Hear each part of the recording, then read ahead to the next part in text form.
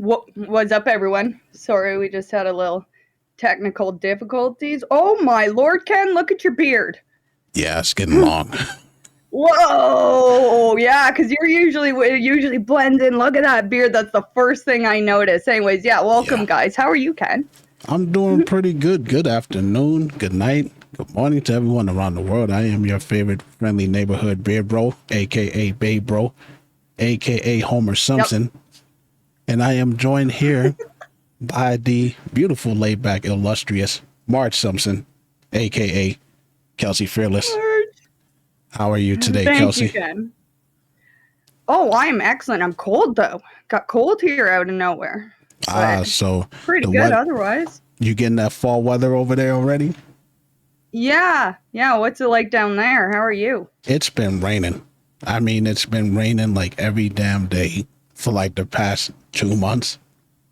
It's raining now. Really? Rainy season? Yeah. Really? Florida Hurric- does not get a break. hurricane season in Florida.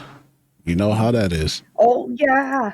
Oh yeah, have a buddy that works for, I forget what delivery service, but yeah, he would show me like, so here's Florida 10 minutes ago and here it is right now. And it's like a hurricane. And then like half an hour later, it's sunny and it's beautiful. Yeah, the weather here is weird. Like this is the only place I've ever seen where it could rain on one side of the city but not the other. Yeah, that's hilarious. That's wild actually. Like I It's kind remember, of wild. have you ever been in a place where you can walk in front of the rain, like as it's catching up to you?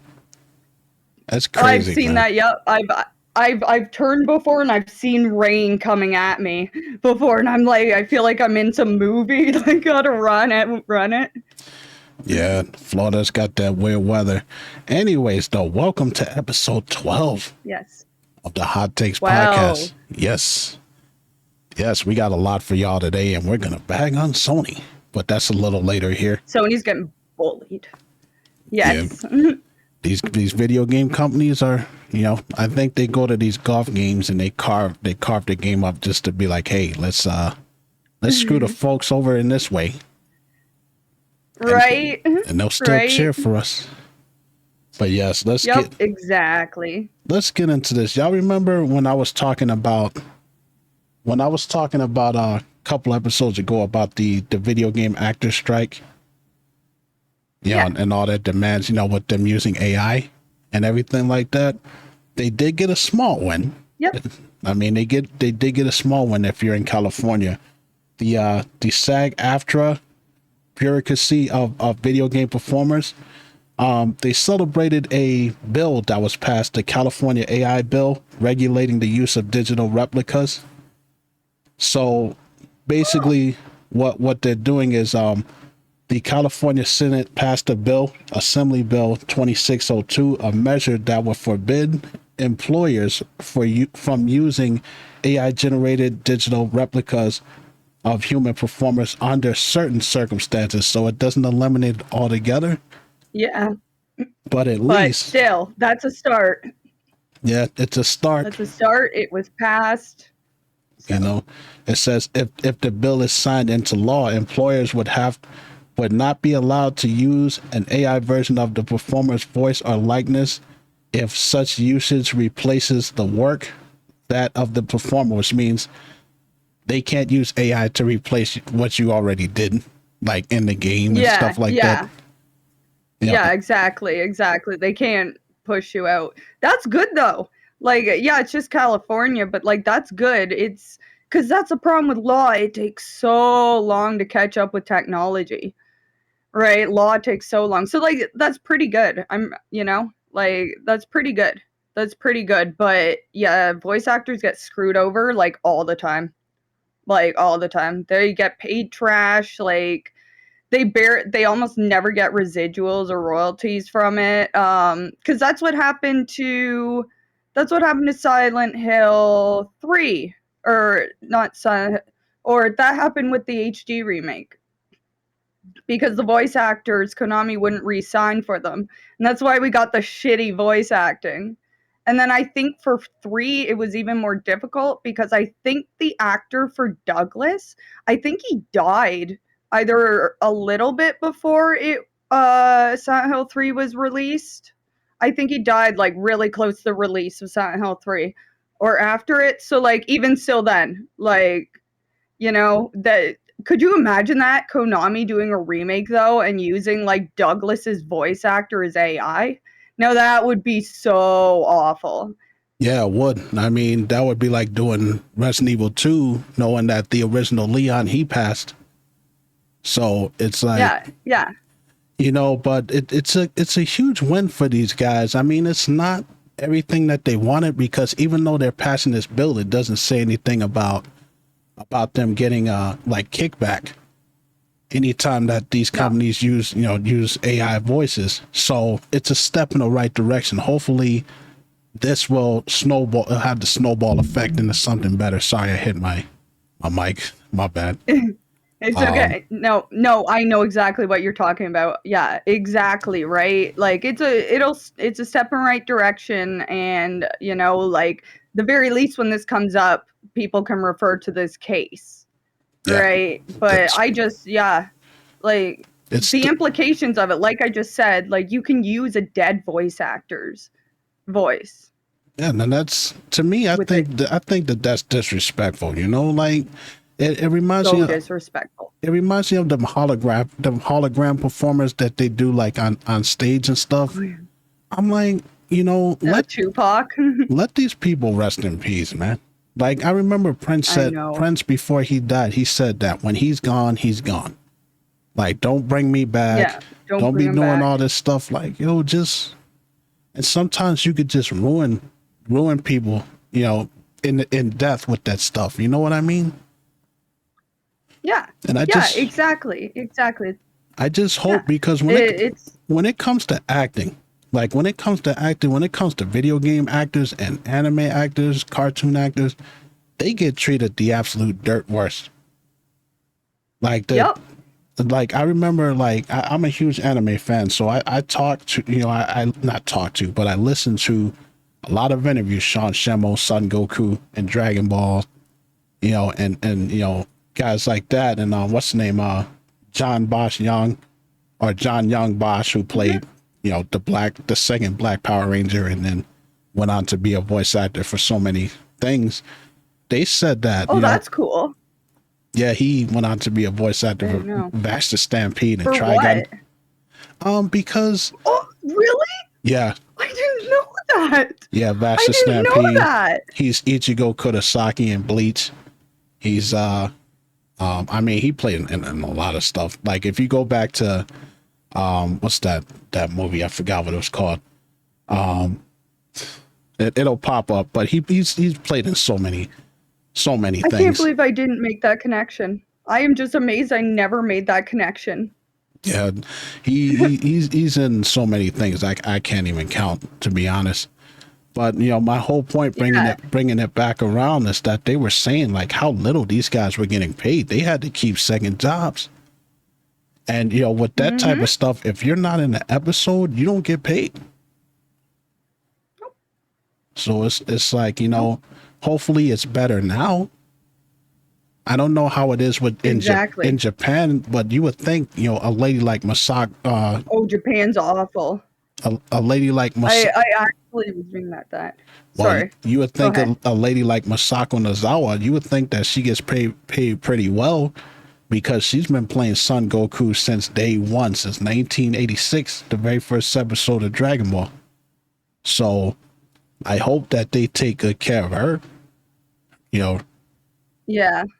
But, yeah. I remember what was that one manga studio that got shut down or burned down? I forget which one got burned down, but like, I guess I just remember reading about the industry there, and yeah, they work in like most people work in sweat. Like, unless you're like a big name, you're literally working for like pennies. Like, you're working per page in insane hours with Japan's work ethic, right? So of course you need a second job. Yeah. Right. Of course you'd need a second job for that kind of stuff. Like, I know some voice actors have only been paid like $1,200. And what the hell is that going to do? Work. Yeah. You know, And it's gig work too. It's not salaried, so yeah, it's crazy. You know, I mean, probably the bigger things, you know, like One Piece and Naruto and Dragon Ball, they're probably oh yeah. taken care of. But if you're just starting out, you Yeah. know, like there were great animes like, you know, Black Lagoon and, you know, like Moribito, Guardian of the Spirit. I don't think a lot of them were paid very well. You know, not, Probably not. you know, for 26 Probably not, episodes. right? And it's the same thing with the cartoons No. over here. You would think that, you know, the Simpson actors, they wouldn't still be doing that stuff if they wasn't getting paid well. Yeah, yeah, but I guess it's just, in that kind of work, like it's on your resume, Yeah. right? Like it's just resume work, hoping you're gonna get up there, right? But that's like all kind of acting, like only like 0.001% of people actually make it, right? But That's true. if it's a hobby and a passion, the theater kids had to go somewhere after high school. Yeah. And that's why they double dip. That's why you see a lot of them like like in voice acting on TV, but then voice acting in video games. You Yeah, know, so you know they're exactly. getting income from someplace else. Like, you know, for instance, the lady that plays Sandy Cheeks on SpongeBob, she also played the original Ashley in Resident Evil 4. So, Yep, you know, yep, they double dip. yep. And They so, did. Yeah, exactly. Exactly. Or it's like Frig. What's her face? Claire, the voice actress for Claire Redfield. Oh my god, I can't remember her um, can't remember her name right now. Oh my god. it's at the tip of my Alison head. Court. Alison Allison Court. Court. This is the fun thing about Alison Court. In Canada, there was like this YTV, which was like kids television show in Canada. Alison Court was on this like young children's show, one of her first starts.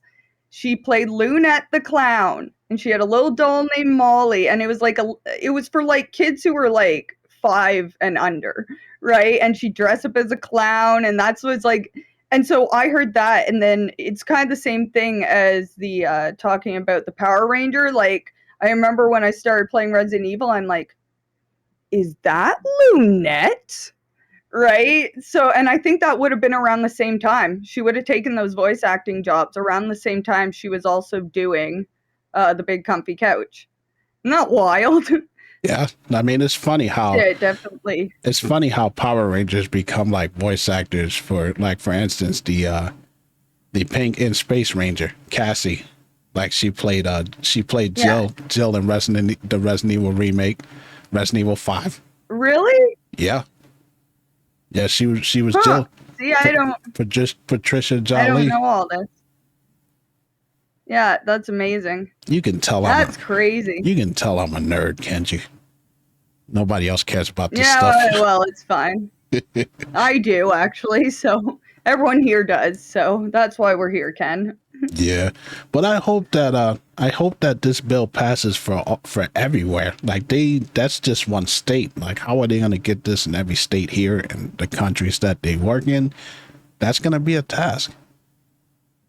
You know, Yeah. but Yeah. like, that's good, but I want to see them get paid more money, because it's just you're right, they work Yeah. ungodly hours. And it kind of reminds me, like, voice acting kind of reminds me of how professional wrestling used to be back in the day. Like, them guys would be Yep. working 364 days and only making $25 a week. Yeah. Yeah, and you're just doing it in the hopes that, like, you'll get blown up enough that you can, be worth something, right? Yeah, it's fascinating to listen to a lot Wild. of that stuff. You listen to guys like Mick Foley, who had to sleep in his car for 2 years before he finally made it. And this guy was only getting like $26 a week, and he had to drive to Pennsylvania from Long Island, New York, to go train in school, and then, stuff like that. Now these guys are The millionaires. entertainment business, man. Yeah, the entertainment business, man. Like, there's so many factors to it, but half of starting it, I swear, is just like you have nothing and you're gonna work for nothing. Oh, they screw But you. I think that's all. They screw you. Oh yeah. Especially the music industry. They screw you over. Them contracts are bullshit. Oh yeah. It's you're gonna make a lot of money, but then you're gonna owe us a lot of money in the end. Who was it? I think it was Paramore. Just got out of like a 15, 20-year contract. That like that's how long, and like yeah, they wiped everything. And I guess it's kind of scuzzy because I think when they signed it, they were like really young. Like I think Haley may have even been a teenager still when they signed that. I forget how long it is, but it's just like a disgustingly long contract they signed them for. Right. And like 20 years later, like I would be I forget how many years it is, but it was like absurdly long where you could tell they were being taken advantage of. Yeah. Right. Because they were young. They don't even have the rights to their music, do they? No, they don't have the rights. They had to wipe everything. Yeah, that's just like I said, they, in the entertainment industry, like very rarely do people make a lot of money and actually own their own stuff. Yeah, exactly. Going back to Prince one more time, this guy was a genius because he fought and got all the rights to his music, so he owned everything. Yep. Michael Jackson was gangster because he's like, this guy was like, he's like, I can't do a Beatles sample. I'll just buy the whole catalog. I was gonna say, thank you. It's Michael Jackson. I was literally thinking, who was it that bought the entire Beatles catalog? Yes, Michael Jackson. Yeah. Michael Jackson bought the entire. Yes. All right, you answered that question in my mind. I was gonna ask that. Yeah, like might as well just buy the whole Beatles collection, right? Like. Yeah, But I feel like for someone like Michael Jackson, it wouldn't have been like a big deal, right? The music would have been respected and not gatekept. But I'm just trying to picture how that thing went down. Like how you get swindled by a dude with a voice like that. I can't do a Beatles song. Then I guess I'll just buy the whole catalog. Then you guys are so. Oh my God. You guys are so ignorant. You know what it is? That's ignorant. I've been watching those things. You know what it was? Apparently, Michael Jackson had a huge spending problem. That was another thing I was reading about. Apparently, he had a huge spending problem, and no one wanted to say no to Michael. Like, he would go into a store, and he'd be like, I want this, and this, and this, and this, and this, and this, and this, and this, and this. And then he'd come out, and he'd be like, like 50 grand in one store or something. They all Mike Tyson had one too. That's why he ended up being broke. I mean, Bobby Brown. Yeah. Bobby Brown was buying a brand new car in every single city, and then he would drive around and just leave it there, like at a street light. Just go to the next city. Yeah. Right? Like that's It's absolutely wild. Anyways, though, I hope that this bill gets passed. Let's move on to the next thing, and this kind of breaks my heart, man. This kind of breaks my heart to hear it, and I completely disagree with what this man says.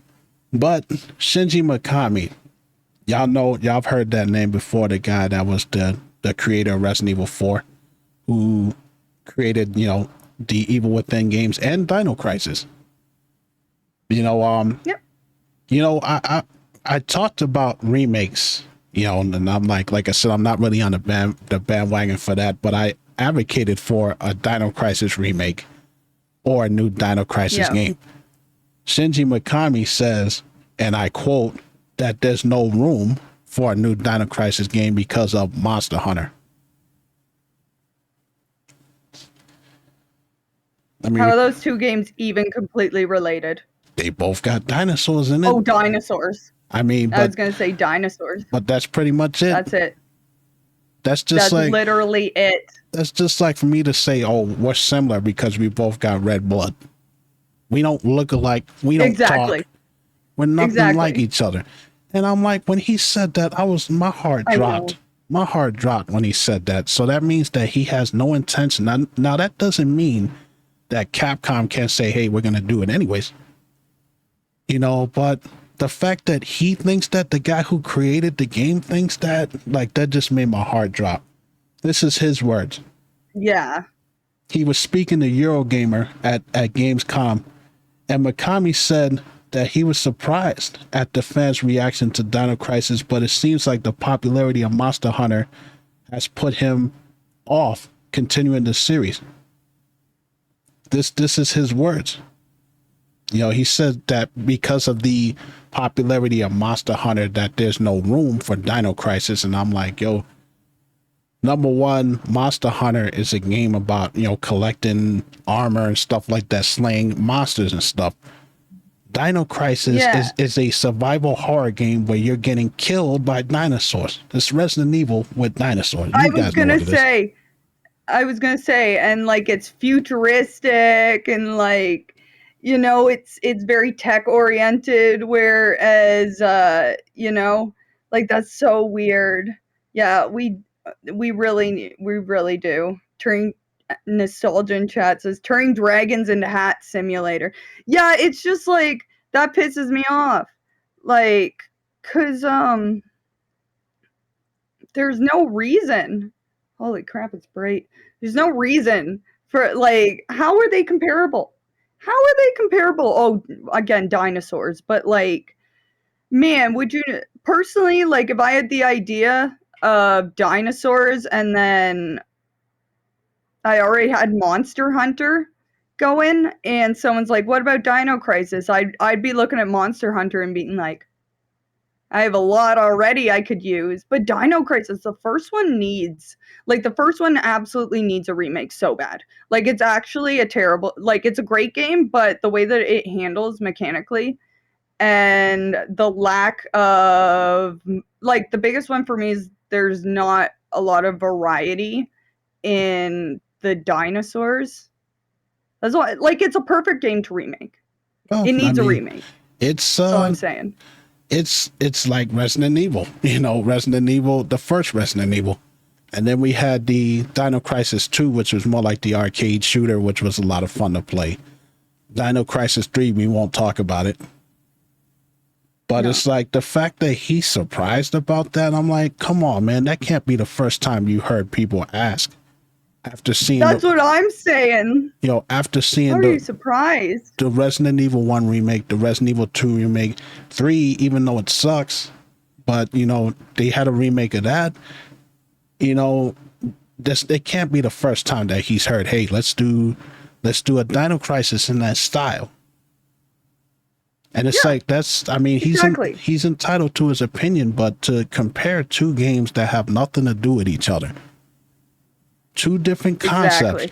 Only two things is they had dinosaurs and they're both made by Capcom. That's the only two things that they have in common. Yeah. And I hate but it's when the same game, Ken. Yeah. it's clearly the same game, Ken. Yeah, because I remember Regina running around in a Sonic the Hedgehog costume, cutting up dinosaurs with a giant sword. Sounds like Dino Crisis to me. Yeah. And they were talking about you know, fans being disappointed by Exoprimal, an online dinosaur inspired shooter. You know, and a lot of fans thought that was going to be like maybe like the spiritual successor to Dino Crisis, but of course it sucked. A lot of people didn't like it. Yeah, of course. You know, and it's just I hate when these companies, they got these good games and they're just sitting on them. Like if you're not going to do anything with it, sell it to a company, a capable company that can actually do something with it. Right? That's what I'm saying. Instead of just sitting on it, like it's not like you're selling it. And it's not like you're selling it. It's not like you're making money. They're all doing it. Square Enix is doing it. Parasite Eve. One of the best games that they ever made. That third birthday bullshit for the PSP was garbage. That's not a Parasite Eve game. Oh, yeah, because didn't they lose the rights to it? Like, isn't it a book and they lost the rights to it? So isn't that what the third birthday is? I think that's I'm not sure. Yeah, I'm not sure. From what I remember, they lost the rights. I'm not sure on that one, but you know, a Parasite. Can you imagine a remake of Parasite Eve? The way that that'd be cool. You know, that would be awesome. And then they just sitting on Bushido Blade, which is one of the best fighting games I ever played. And the first game that I can think of where you're fighting with, actual weapons, swords and stuff like that. That game was cool. Konami, I mean, it is what it is. But Konami, Konami. look at all the shit that they got under there, that they're just sitting on. Castlevania. Everything. They're sitting on Castlevania. Everything. The arcade games that they used to have and all that, just doing nothing with it. Capcom. They got the. Yep. I mean, with they Capcom, just Weekend at Bernie's. they got the Breath of Fire series that they haven't done shit with in years. I want it. Dino Crisis and all that, and I'm just like, dude, what are y'all doing? They haven't done nothing with Onimusha.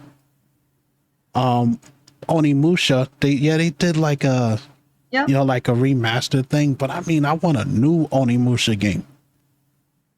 Yeah, that would be amazing. Nostalgia mentioned that in chat too. Onimusha, like, there's so many good games that they're just ugh. Yeah, like I said, like, I feel like I just feel like Konami. Oh yeah, exactly. But like I just said, Konami, like, they pull a Weekend at Bernie's for their, like, they'll pull out like the corpse of one of their dead IPs, and they'll be like, "Look, we're bringing it back," and then they'll toss it back away once it's gone. Like, that's what I feel like they do. Konami at least will just like drag out an old game and be like, "Can we make money off this right now? Sweet." Yeah. Like, set up the polls. Let's get the game going. Like, fuck, man. It's really annoying, like, considering that Haunting Grounds never got a sequel. No, that'd be cool too. What they could have done with that, like, they could have really expanded on that. Like, you had the prototype in the first one, but imagine what they could have done if they did a second one. And it's just they did end up remaking Clock Tower, though. Yeah. They did years later, but it's just like, damn, just so much money that they're leaving on the table because they're focusing, and I get it, it's a business. You focus on what sells. And Monster Hunter sells. Yeah. And I'm sorry, I can't get into that game. It's not a bad game. I tried, but I just find Monster Hunter to be incredibly boring. It's repetitive. Very repetitive. That's what I found. It's repetitive. And sometimes, like, I just, like, like, hunting monsters is fun, but, like, I've had times where I've gone out and I've gotten so far and then I got, like, fucking stomped. It's like, oh, all right, it's over.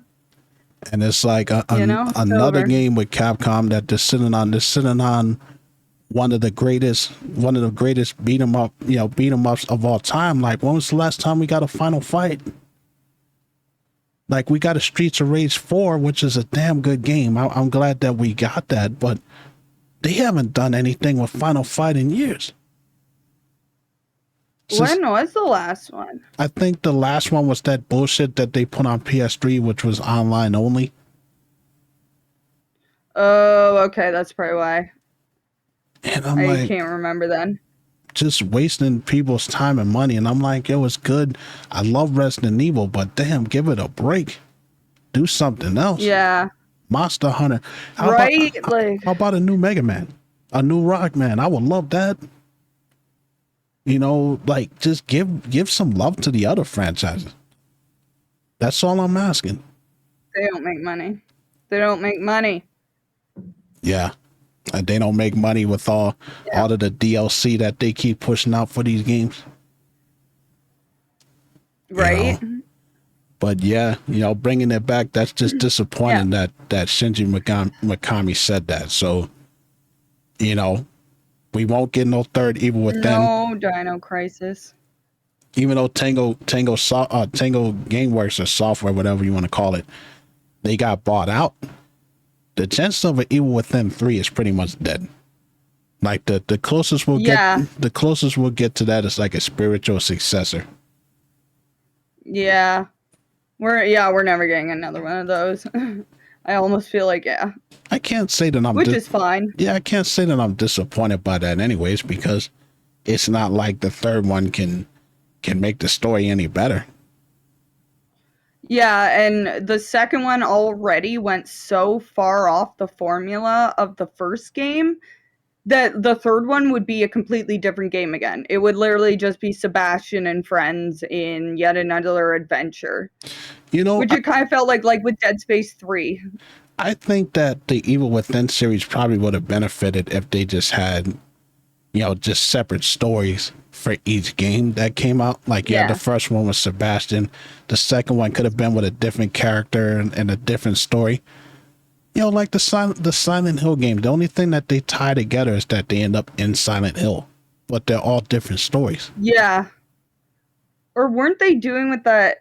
I think with the mobile game Ascension that flopped. I think it might still be going on. They started to play with the what if Silent Hill actually like isn't just a town? What if it's the cult and stuff? But like I think it's sloppy. But I wouldn't mind seeing I'm interested in Silent Hill Sharp though. Silent Hill F. Sharp? F. Like it's the sharp symbol. Oh. The Silent Hill that's set in Japan. Well, what's that one about? I didn't even hear about that at all. It was announced when everything else was a wall. Like what, 2 years ago now? It was announced that they just did a preview. Yeah, it's Silent Hill Sharp. It's or F. I don't know what they want to call it. It's just a sharp symbol. But yeah, it's Silent Hill in like I forget what era, like rural Japan or something. I think it's set in the past. And you said it's a mobile game? No, this is a Silent Hill like computer game. Oh. PC, PlayStation 5. Oh, awesome. Yeah, it's still just yeah, it's and it's developed by Konami or Neoboards and published by Konami. But yes, okay. It takes place in 1960s rural Japan. Awesome. So that's basically what they're trying to do with the Silent Hill thing now is like Silent Hill can happen anywhere, right? But that kind of leads it to really kind of like I don't see a point. I'd make a completely different game. Like actually, you know what Sharp sounds like? It sounds like Siren. Yeah. It literally sounds like Siren, doesn't it? Does that not sound exactly like Siren, who was made by the dude who made Silent Hill? Now that you I mention just realized that. Now that you mention it, it does. Yeah. And it does kind of sound like, like what Capcom tried to do at Resident Evil. And that's how we ended up getting Onimusha, because Onimusha was supposed to be Biohazard Japan. So it's supposed to be a Resident Evil game set in the feudal Japan. But they said that, awesome. It was too different. So then Onimusha became its own series. The Resident Evil series, when you think about it, is just very fascinating. Considering the original Resident Evil 4 ended up becoming Devil May Cry, the first Devil May Cry. So yeah, all the prototypes or like the whatever, those different versions, right? Yeah. I think that's so cool. Yeah, but like Resident Evil, one thing I always think that's really cool is their ability that everything is pretty much canon. And like not much conflicts. Like the games don't conflict with each other story-wise. Like the story is never super conflicting. Yeah. I've never found like glaring potholes in Resident Evil games, which is amazing for how many games there are. That's true. I mean, they do have like the timeline can be a little bit confusing. Like, Resident Evil 3, the first day of Resident Evil 3 takes place during Resident Evil 2. And then the following day takes place like, in its own thing, Resident Evil 3. And then you got Code Veronica, which takes place during what does that take place during 3? That's alongside 3. Yeah, that's alongside 3. No, Code Veronica is like 6 months later.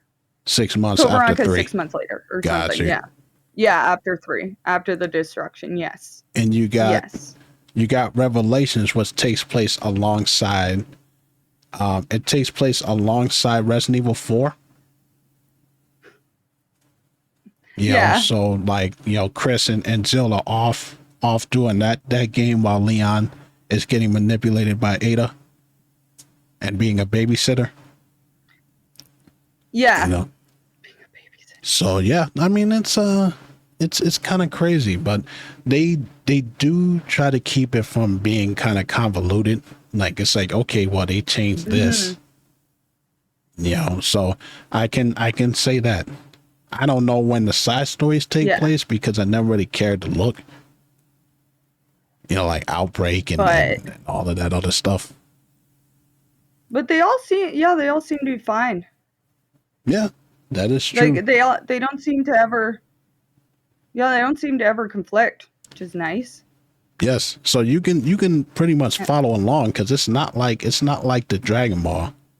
The Dragon Ball timeline, holy crap, how convoluted that is. And the reason why is that in Japan, there is no canon. Like everything is canon. No. Like they don't even use the word canon. They just go and make whatever. It's just part of the universe. Yeah. So. Yeah. Anyways, though. So anyway, we got how we get onto Resident Evil. You know, so the only chance Mikami. The only chance that we're ever going to get at a Dino Crisis game again is going the spiritual successor route. Somebody's going to just have an indie developer is going to have to make one. You know, kind of like with the Bloodstained Ritual of the Night. Get it taken down. I don't think Capcom are tightwads like Nintendo is. They did. There was supposed to be a remake and it got turned into Daymare. And that game sucks. I played a little bit of that. Yep. Yeah. That game is there was going to be a fan game. Yep. And then Capcom went nope. And so they had to turn into that. Yeah, Daymare was garbage, man. That game is so bad. I thought it was toilet paper for a second. I'm like, nah, I'm good. Anyways, though, let's move on because now we get to talk about Sony and their silly bullshit. Yes. And Lord knows there's a lot of that stuff. Yes. You know, this is in Japan right now, but I wouldn't be surprised if it caught on everywhere else. The PS5 is now $90 more expensive in Japan. And that's the third price increase since 2020. Wow. So Japan. If it's going on over there, you know it ain't gonna be that long before it happens over here, and you know what the Pro and all of that crap they're gonna be coming out with. Well, maybe though, because isn't Japan's economy like going down the Japan's economy has been going down the shitter since the 80s, all right? But I wonder if it has to do with that, maybe? Because I know they're kind of getting slammed economically too, which was crazy that Japan was like the powerhouse of the world in the 80s.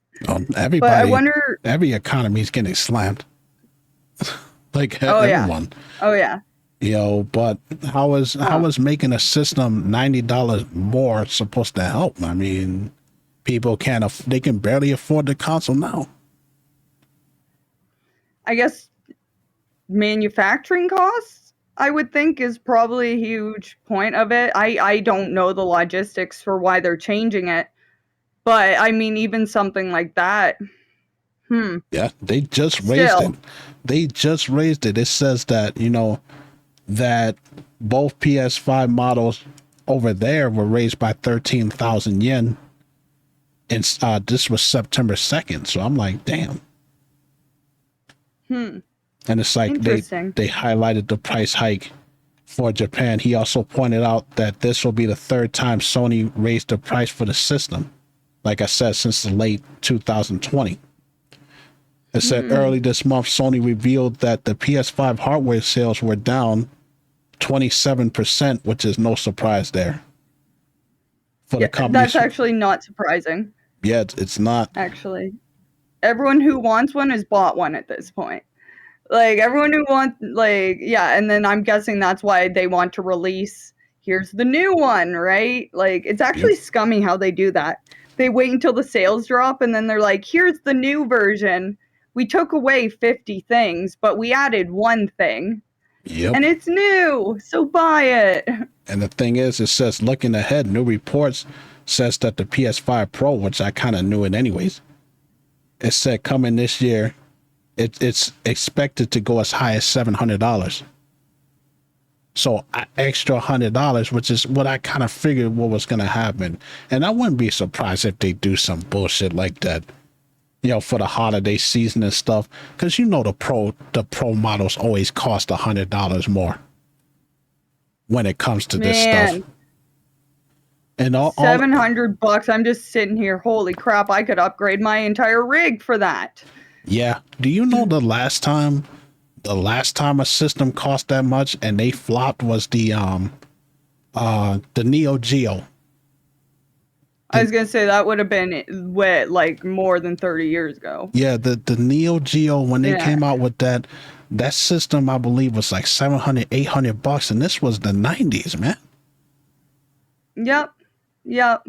I mean, they were, when consoles came out, they were expensive as hell, right? But at least they went down. Yeah, like usually as hardware goes by, like the PlayStation era. But usually as hardware goes by, it gets cheaper, especially the longer the life cycle is. Unless you're Nintendo. True.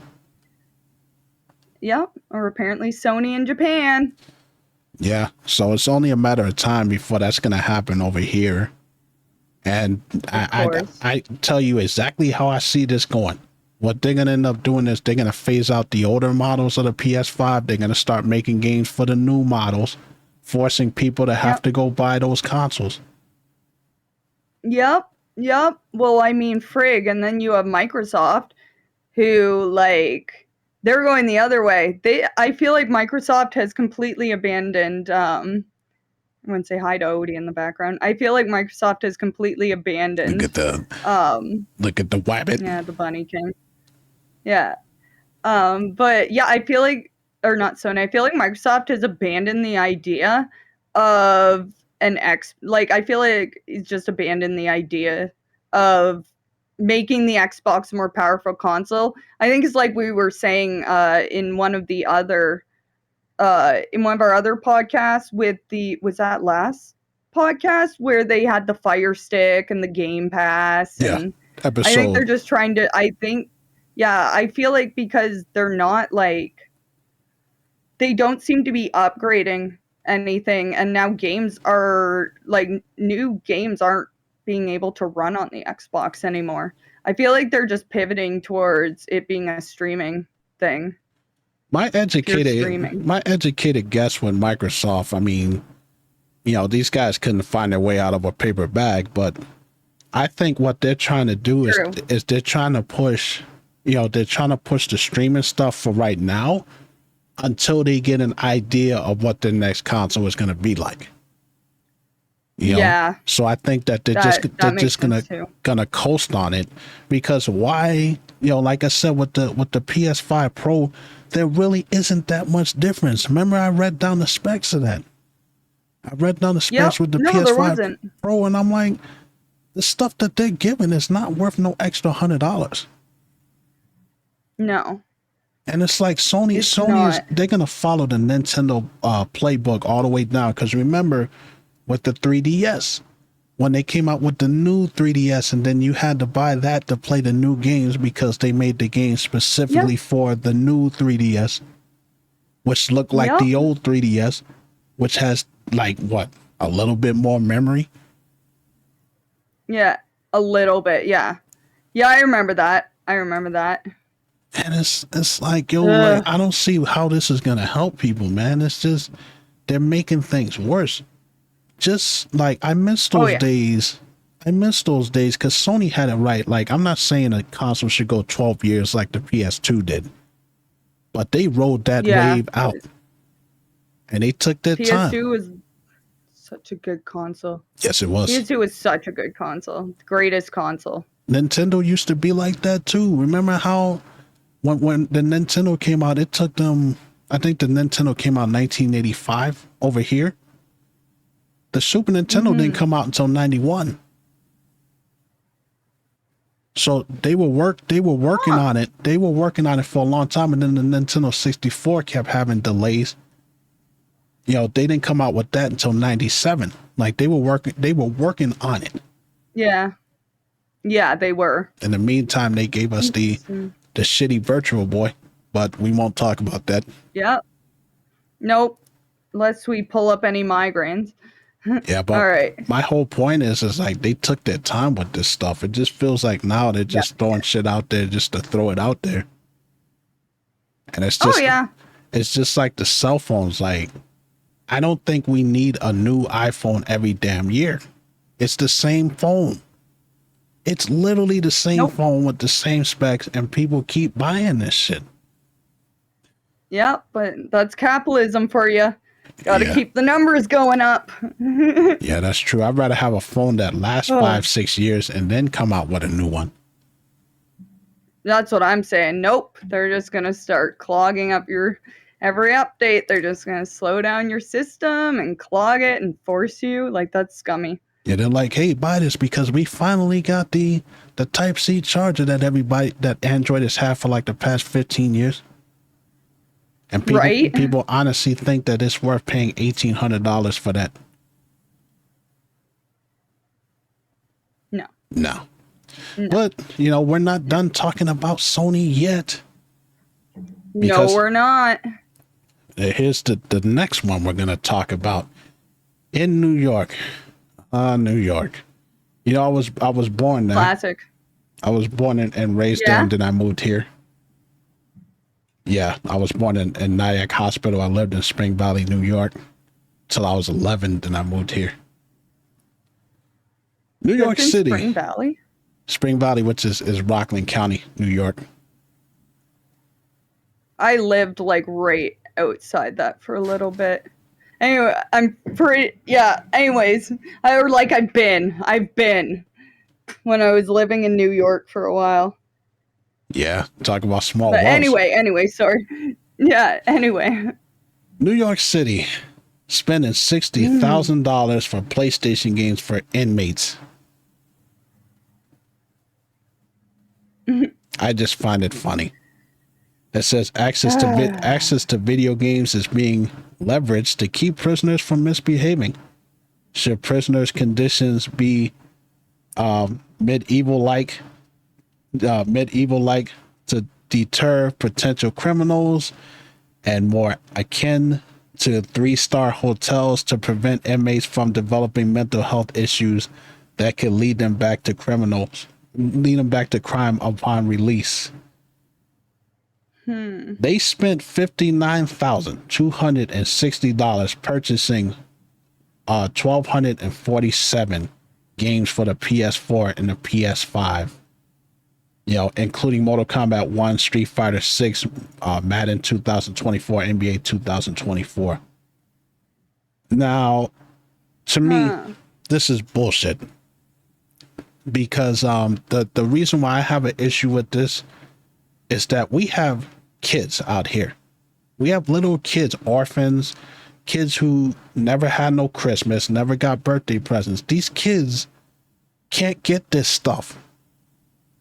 And they're spending money for inmates. Fuck the inmates, man.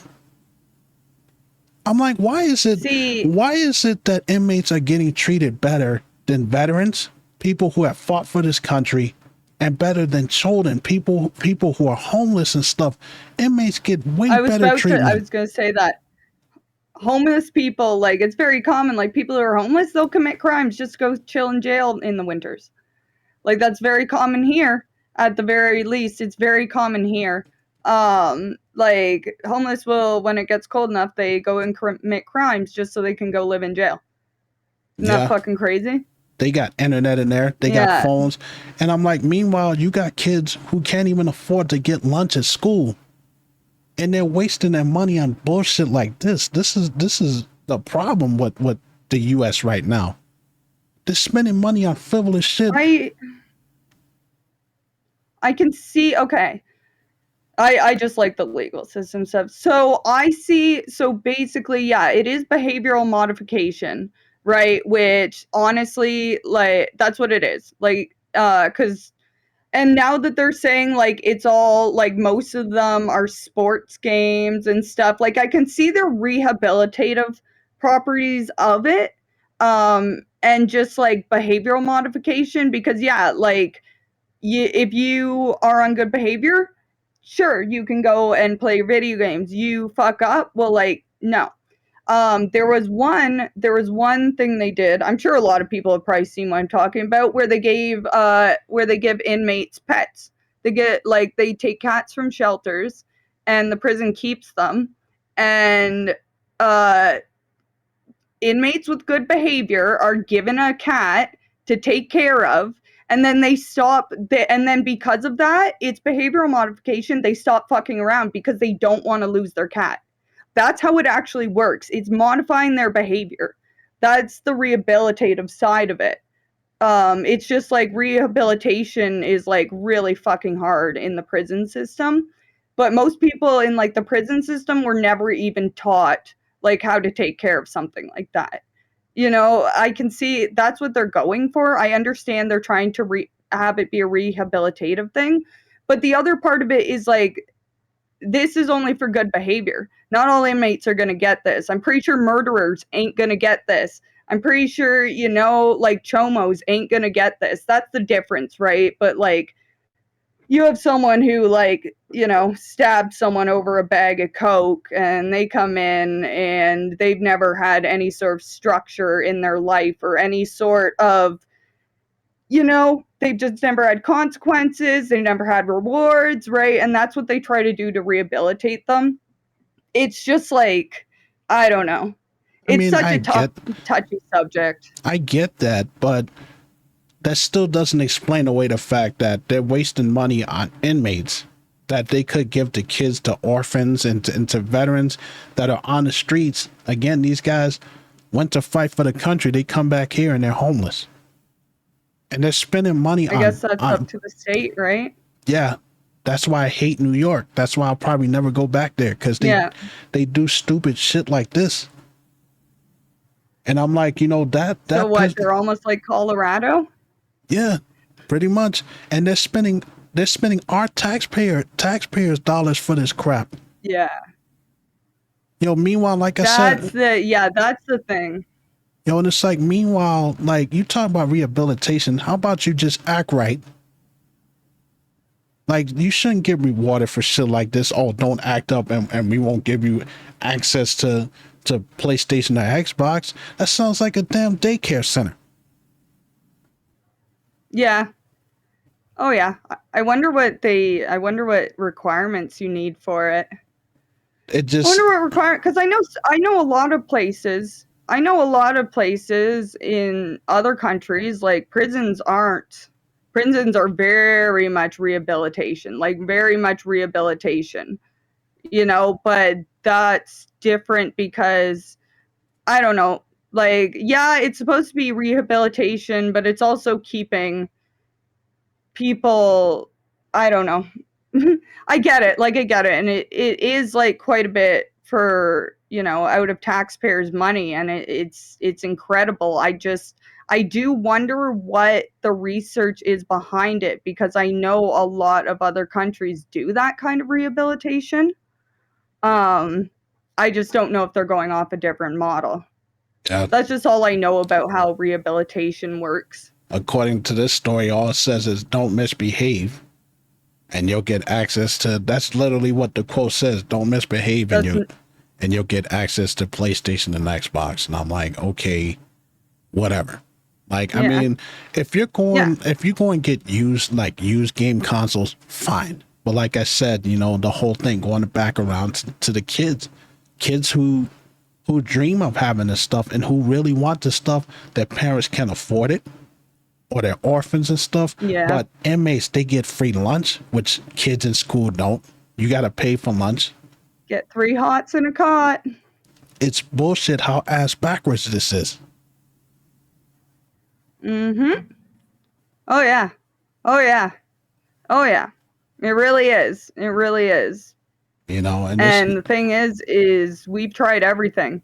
Like, we've tried everything, I guess, and maybe we're trying to go the other way because, like, look at how the war on drugs went.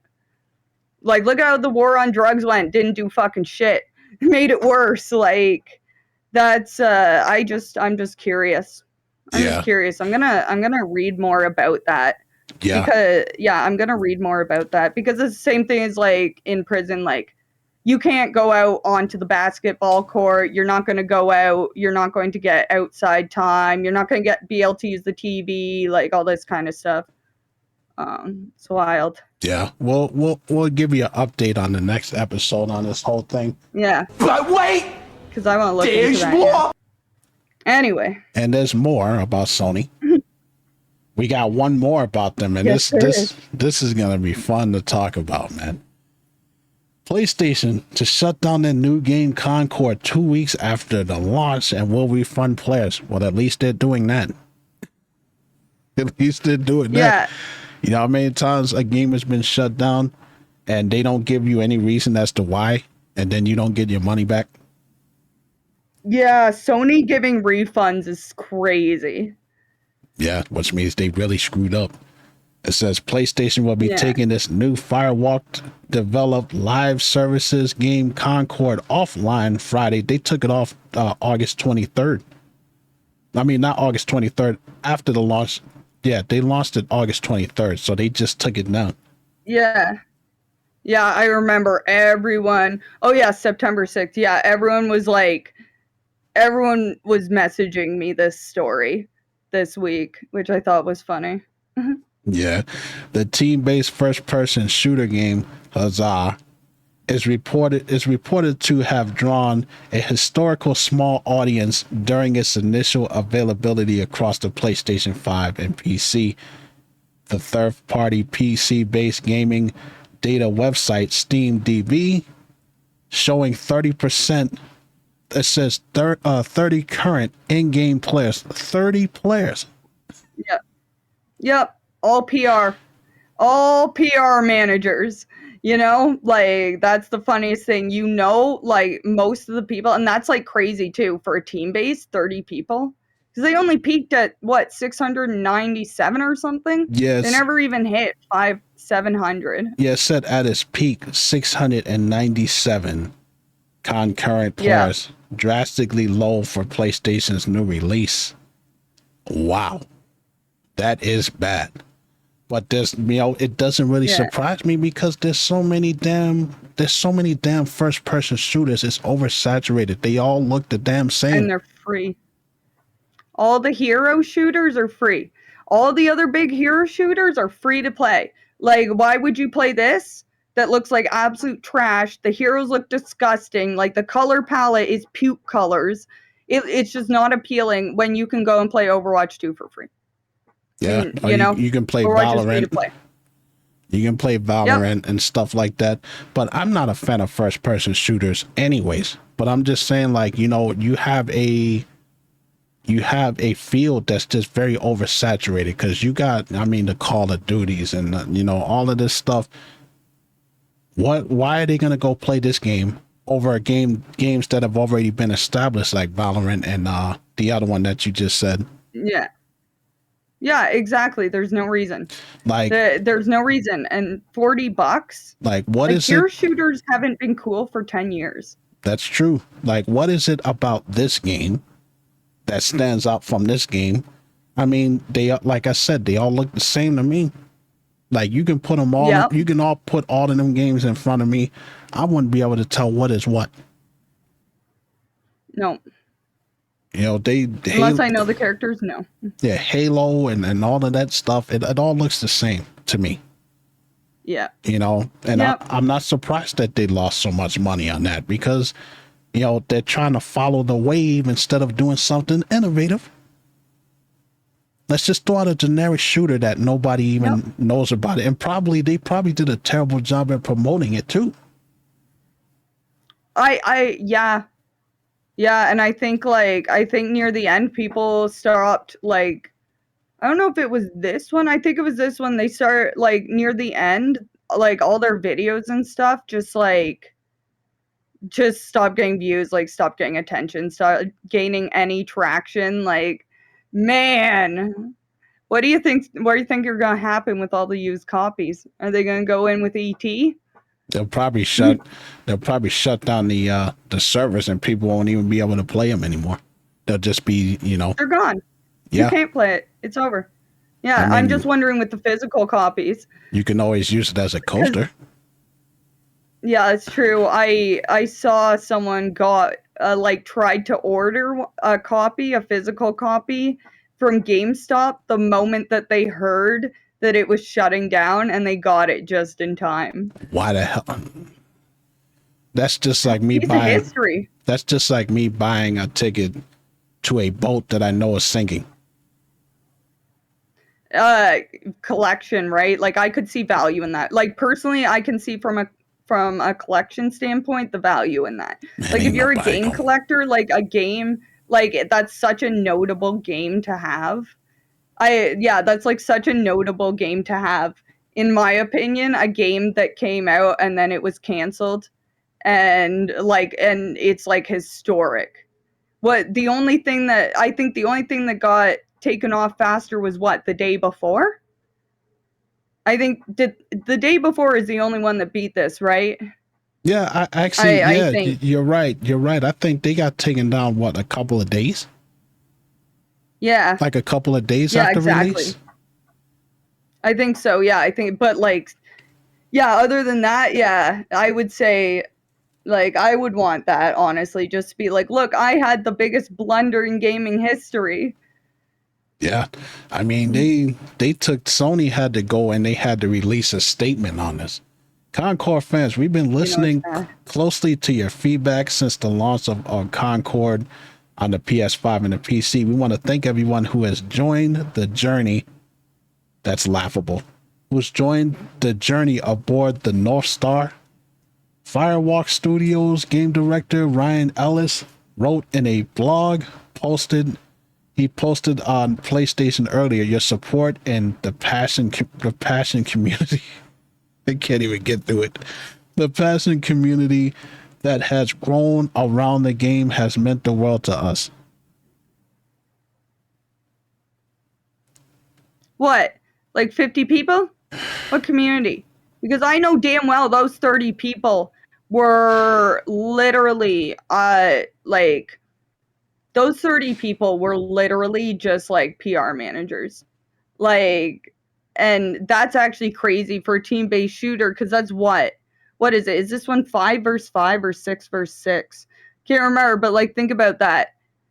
So only, like if it's 6 versus 6 and there's only 30 people, then that means that half of the players have to wait for a full game every time. They have to wait for the round to end every time for a chance to get into the lobby. The only game lobby that exists, there's only one game, can only fill one lobby, folks. It's That's yeah, terrible. like That is terrible. that is terrible. But you know what? At least they were smart enough to say, you know what, this is not working. Let's pull the plug. Exactly. I mean, they didn't go the Borderlands movie route. Or Resident Evil with what? Reverse? And the other one? Like that game sucks. That game sucks. I'm so amazed it's still going. I'm so amazed it's still going. I feel like half the players are just people who got like, because they pretty much I think they give you Reverse with 3 Remake. Yes. And I feel like all the players are probably people who they open up and then they man, they're probably bots. Probably bots playing it at this point. Oh yeah. Yeah, exactly. But that's gotta be a record.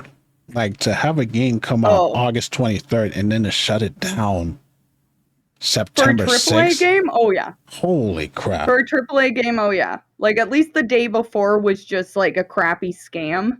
But like a AAA game like that, yes.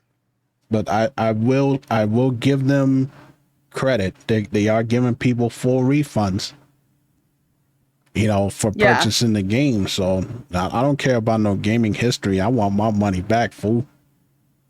Yeah. That's what I want. Yeah, I wonder about all the people. Well, I'm like, oh, I wonder about all the people that have the physical copy returning it at GameStop. But you know what? How many people actually probably bought it? Yeah. And if you're dumb enough to go to GameStop to try to get a refund from those dudes, they only got the 7-day thing. Like after that 7 days is over, you ain't getting no refund, but they will take the trade in and give you $5. They get $5 for games now? Oh man, GameStop sucks. I'm used to $2.50. Like I was gonna say I'm used to $2.50 for a $70 game. Oh yeah. Take a stack of games. Like we talked about this before. You take a stack of games there and be like, yeah, I'm gonna trade this in. You know, and they give you like $10 for it. Yeah. Well, we'll give you $12. We'll give you $12 credit. I'm like, huzzah! I can buy something with that, like one of these small ass shirts that can't even fit me. Yep. Or you know, I sure as heck want that Dragon Ball noodle bowl that you got there. Can't buy nothing with no damn $10, man. No, exactly. You can't. Yeah, exactly. Exactly. Rev in chat says GameStop ripped me off once, never again. I feel like that's everyone. I feel like everyone gets ripped off at GameStop at least once, and then you're just like, nah, okay, never again. Like, well, you can always go to the pawn shop, and the pawn shop is just as bad because they'll go off of what the internet says. They'll go off. I've watched them. They'll search and they'll go find a game and they'll find the cheapest price and then they'll match that, or they'll go half of what that is. Yep, they always check on eBay and then they turn the screen around and it's like the worst. Yeah, it's like completely damaged, like missing case, no front artwork, no CD scratched, right? Like horrible condition. And they're like, and you have like a pristine thing. You have like a pristine thing. Yeah, and you know what they tell you? They tell you if you don't want to take it, they're like, oh, well, you can put it online and you can sell it on Facebook. Or you can sell it on Amacari or something like that. And I'm like, you know what? I said, you know what I could do? I could just go to Ace Hardware right now. You want me to do that? Do you want me to do that? I will go buy a hammer, yo. And then I'll be able to return the hammer for full price after. Exactly. You know, that's the principle of the situation here. Ace Hardware will take back the full price, full refund of the hammer. I will use. Master Bolt, man, don't get cursed out, man. No, don't get cursed out. Man. No, you're not. He's not actually gonna curse you out. He's not actually gonna curse you out. He just doesn't like 5. That's the joke. Don't do that to me, man. Don't mention that game, joking. Man. PTSD. It's all right. Man. You're good. That's all right, Kennedy. You're good. Go to your happy place. You're all right. Yes. Think of Resident Evil Outbreak. I was going to say, what Resident Evil game are you thinking of right now? Yep. I'm like, what Resident Evil game is your safety? Yep. Yeah, speaking of GameStop, which I kind of figured, I kind of thought that they already did this, but I guess now they're going for it. GameStop is going to be opening up retro stores to cash in on gaming nostalgia, which is what we were talking about. I think that a lot of these companies, they're gonna have to turn to retro gaming because there's not much going on in the AAA world. Exactly. You know, so it says exactly. In an interesting twist, GameStop announced opening a restyling of several retro locations that sell old consoles and hardware, which are the same damn thing. Consoles and hardware is the same thing, as well as software discs. The retailer's retro website includes games for the NES, the Super NES, Game Boy Advance, Nintendo 64, etc., etc. So, you know, they must know that people aren't buying the AAA games. But I have one concern here. This is GameStop we're talking about. If you go to their website and you look at how much they charge for the retro games on the website, it's a lot. You know, $50, $60, $70 for a Super Nintendo game. My fear is that they're gonna be charging those prices in the store. Mm-hmm. Oh yeah. Oh yeah. Oh While yeah. it's a nice idea to do that, to kind of, because they're hemorrhaging money. Like, I don't even remember the last time. Like, Mm-hmm. I keep track of stocks. GameStop has tanked every single year. They go Yeah. down and down and down. Mm-hmm. Mm-hmm. And it's Mm-hmm. like, I'm just Yep. waiting. I'm just waiting for that eventual announcement that they're gonna file for bankruptcy. Yeah, I was gonna say, okay, if you follow stocks too, then you know exactly what I'm talking about. You can always tell when it's coming, right? I Yep. think Nvidia was going through it too for a little bit there. But yeah, And yeah, GameStop is it's a good idea, because I mean, I know why they're doing it. They, like I said, what can you do at this point? There's nothing that the AAA mm, gaming world is actually doing right now. If you're not an indie game developer, you don't really have nothing to look forward to. So what do? You go back the nostalgia route. yeah, yeah, and those have way more physical copies. Like way more physical copies than what we have now. Like most people download things. Well, Most people download things. if GameSpot, I was about to say GameSpot, GameStop was smart. What they could do is counter what these guys do on eBay and Amazon, because they sell Mhm. these things at ungodly prices. Make That them, was my thought. That was my thought. yeah, They will create a standard pricing. yeah, make these things more affordable for the gamers. And I'm like, yo, if a chance to buy the Sega Saturn after all of these years, I would love that. The Dreamcast, Yep. and to go get another Game Boy Advance and all of that stuff. I love those. I love those consoles, man. And it's like, it sucks Oh that yeah. it's so difficult to find online. And when you do find them, like I said, they're 500, 600, 700. Some of them are over $1,000. I saw somebody selling a Dreamcast for Mhm. $1,100. This is crazy. Just crazy because I'm sure if you were patient enough, you would be just fine. Like you'd be able to find one like at a yard sale or something. Yeah, if you're lucky enough, and if it's still in good condition. And that's another thing Yeah. that they can do. GameStop can implement that. Like, if people trade this stuff in, they got to make sure it's in working condition, and make sure that aesthetically Mhm. it looks up to par. Yeah. You Yeah, know, exactly. Because so it still needs standards, right? It still needs to meet their standards. now I still don't see this. Oh, This GameStop. is not going to turn around their fortunes, because I mean, how could it? Nostalgia can only go so Yeah, far, exactly. and it Exactly. And then eventually, yeah. and for And people can emulate. yeah, well, not much anymore. You know what? With Dick Tendo around here, Yeah. getting these things, You just have to go to a getting these sites shut down and yeah. stuff. Like, the only thing you could turn to is these. Thank God for countries outside of the law of those laws. Thank Yeah. God for the countries where people can't be sued for that. Well, the only thing you can turn to is like these retro consoles. Remember those? Like the retro consoles that pop up, where they just have like an emulator on a old discarded Game Boy Yep. shell. Yep. That's Yep. that still has Yep. the AV connectors, like the ketchup, mustard, and Yes. Yes. The ketchup monster. That's so funny that you call it. I'll just be right back really quick. gotcha. Continue. I used to call it that. Y'all know what I'm talking about, the ketchup, mustard, and mayonnaise cords.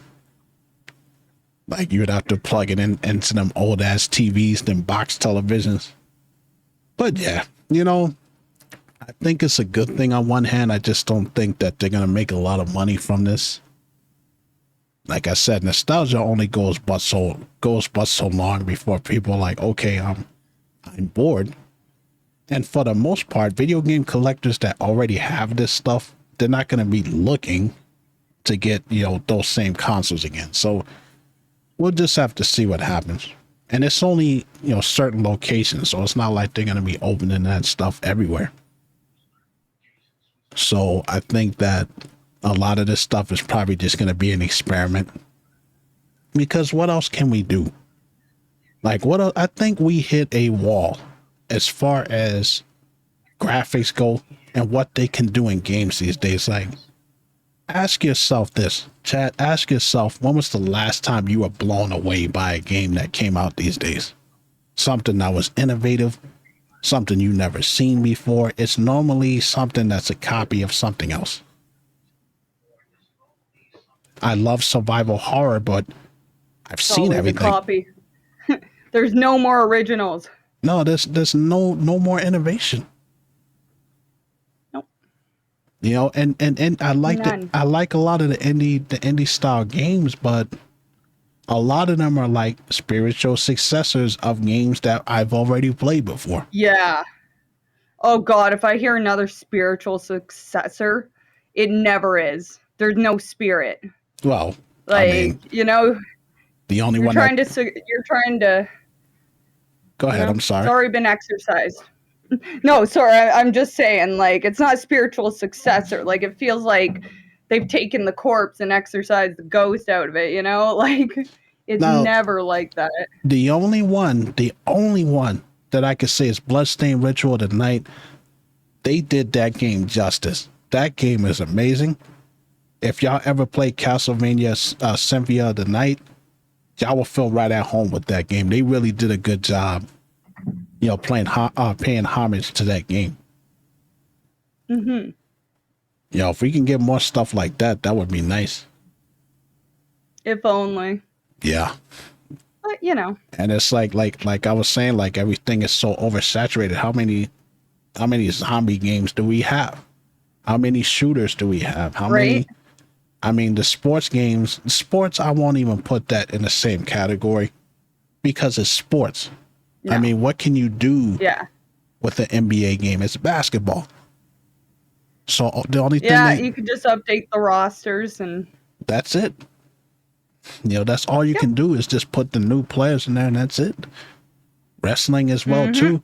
So I won't even put that in there, but it's like I can't even remember a game that's like, oh man, I gotta play that game. This game looks so cool, man. You gotta go all the way back to 2000, when Resident Evil 4 remake came out. Yeah. It's crazy. Like, and this entire year has been the year of flops. This has been the year of flops in gaming. Like everything, you know? Yeah, it's bad. And I just see it's going to get worse. It's going to get worse because these companies don't have no common sense. You know, Sony is like, they're ran by people who don't even play games. That's true. They've never seen a game in their life, you know? That's the real problem. That is true. Like they really don't even care what video gamers like because they're not gamers. Yeah. Oh yeah, exactly. This is actually a great comment from Rick in chat here. It's in there the other day, GameStop, and it's always a sense of desperation there. It feels like, you know what GameStop feels like? You ever go to like old abandoned motel? Not abandoned, but like old roadside motels, and like you go in there and it's like they just have everything everywhere and there's no cohesion and you don't know what you want. Like, but you know what? At least you got your nice wall of Funko Pops. It's funny. You know what? I expect GameStop to end up being like that. Remember that episode of South Park with the when they went to Aspen and they kept trying to sell them the timeshare? Oh, the timeshare one. Yes, exactly. That's so funny. And they put down like the lobsters in front of them and they have a taste and they're like, there you go. Now you have a taste of wealth. Like, and that's what a timeshare is. Like, good God. Yeah, good God. That joke would be funny, man, because they'd be like, yo, we got this buy 3 games, get 1 free. Nah, I'm good. Then you go to your car and then they're sitting right next to you in your car. Yeah, right. Yeah, but we got this, we got this special going on. I'm good, man. You tell them get out your car, you go home, they're sitting in your living room. It's like, are you sure you don't want this? Are you sure? Are you sure? And it's like, yeah, Oh man. what Random said, trying to sell you the pro, and what, like, the pro thing is not even anything worth buying. 10% off a game. Wow. That's all you get. Now, the pro, Really? That's it? the pro thing before, you used to get, like, if you build up a certain amount of points, like, you get certificates like $5 off, $10 off, $20 off. Mm-hmm. And I would just go and buy a This game. actually means something. You know, but it's like, oh man, damn, what's happening with gaming? I don't like where this is going. we have the indie developers that'll save us. It's about it. Like I said before, this is your chance. If you're an indie game developer, this is your chance to break out. Just don't copy what's already been done. Do something different. No more spiritual successors. Yeah. No more XY game like. But then again, it's like you said, everything's a copy of a copy of a copy. Yeah. At this point. So they ran out of ideas, just like Hollywood with the movies. I swear every horror movie that comes out, it's like the same damn plot. Some person goes to this city where everybody seems all happy and stuff, and then nighttime comes and you find out everybody's a psychopath killing everybody, trying to kill you. Yep. I pretty much named exactly. every horror movie that came out in the past 10 years. Yep, exactly. You know. Anyway, yeah. Let's move on here. We're gonna talk about the MMORPG Blue Protocol. I'll give this one to Kelsey because she knows more about MMOs than I do. So. Yes. I could just read from this. When Blue Protocol was announced, I'll just read the thing. But it was speculated it would be a Genshin killer, which, Genshin Impact. But yeah, I actually remember this. I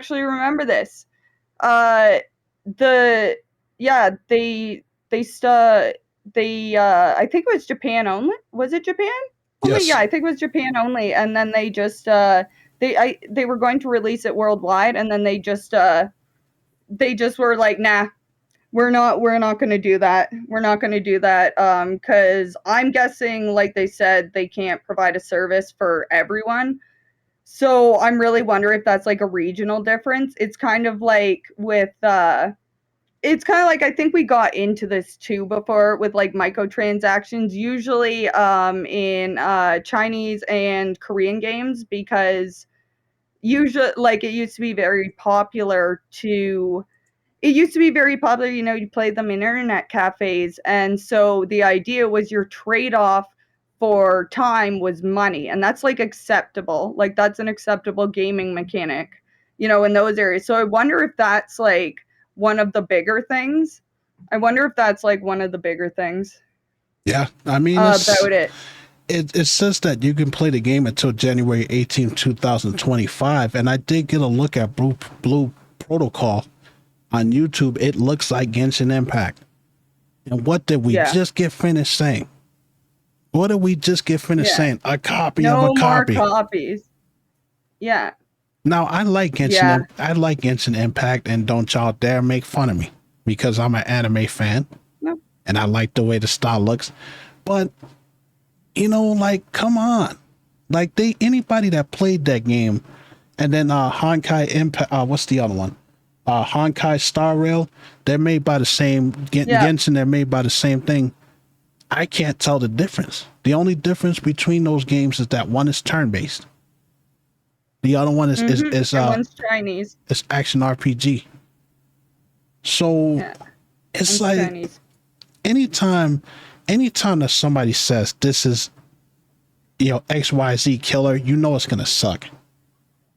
It's gonna be second rate. It's gonna be a weekend at Bernie's. And how bad does a game have to be canceled before it even gets released worldwide? Well, is it being canceled or is it just their worldwide release? No, it's saying that. Oh yeah, no, sorry, I forgot. I totally missed that. They're actually saying that down too. But that was like what, 10 years? It's a pretty good run, I guess. Blue Protocol. Oh, yeah. Yeah, I Yeah, mean, sorry, it's actually funny. yeah, it says Everyone in chat was just saying, yeah, heard that for X Defiant towards COD.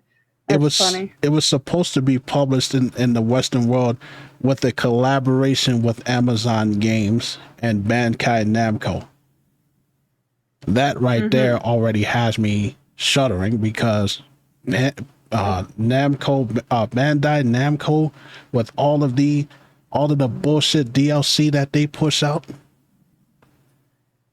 Yep.